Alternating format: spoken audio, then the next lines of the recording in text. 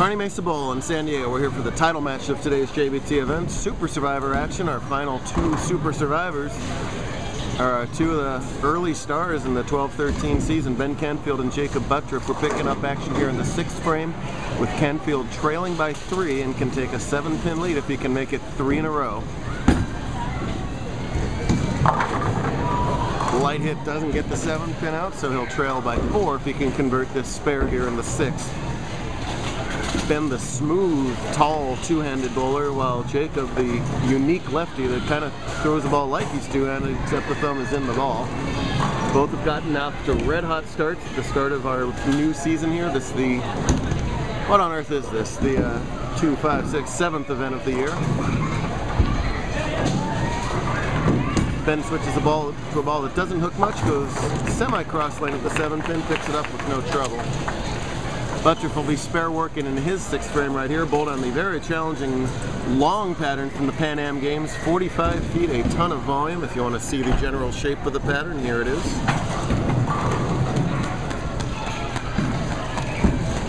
The unique lefty release, uber flexible wrist that has been uber successful to start the year. He finished the year successfully, winning TPC and Desert Open, which is an incredibly difficult doubleheader to pull off.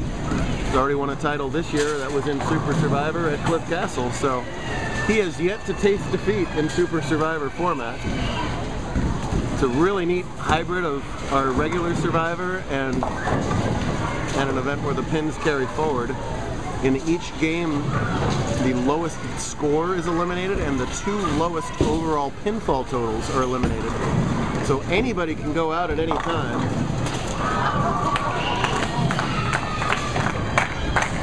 But the ones who have the lowest overall totals are in the most danger. And reminiscent of the great break he got to win the Desert Open, that ball goes right through the schnoz, and somehow the 4-pin just gives up and falls down. Unbelievable. That's a huge double to re-extend his lead to 14.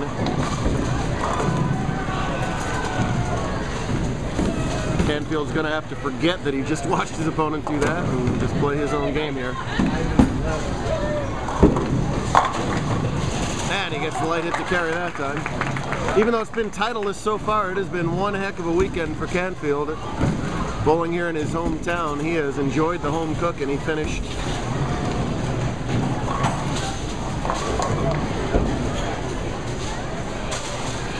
off yesterday strong, but that was of course after winning $1,000 in the Powerball jackpot yesterday. So 2nd place, $1,000 in Powerball in a $2.99 game yesterday. No worse than 2nd place here.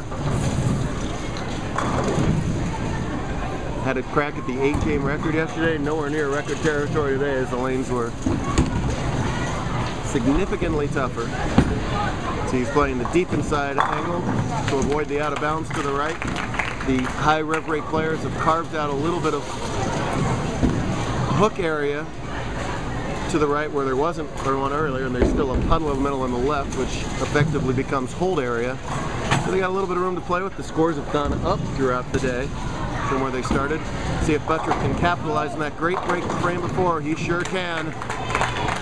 As that extreme power just tears up the pins on the light hits for him.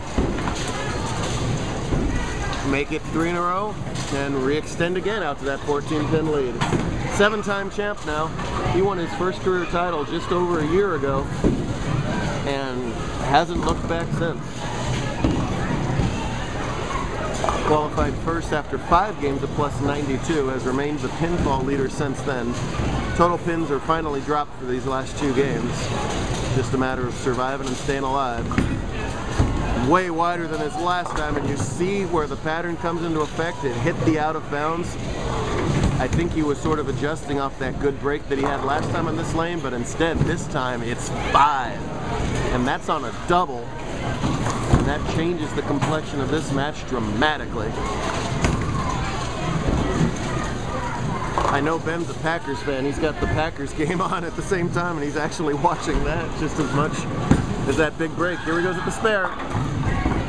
Not to be. He gets 5-3 in the 9th for 190 total.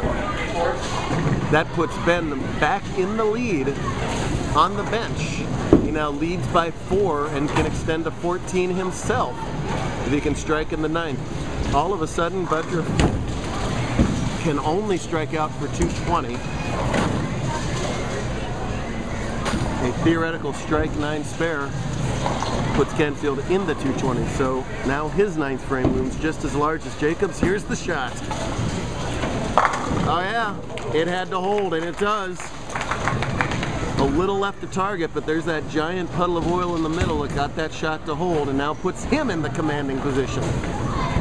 He needs 16 pins here in the 10th to win the match. Double check my math. 155, 181, 221, yes. 6 spare strike will do it. Any open and Butturff can still win. Should he get a short count twice, which I think is the least likely scenario, Jakob could still win in that method too. To cap off and career weekend. There it is!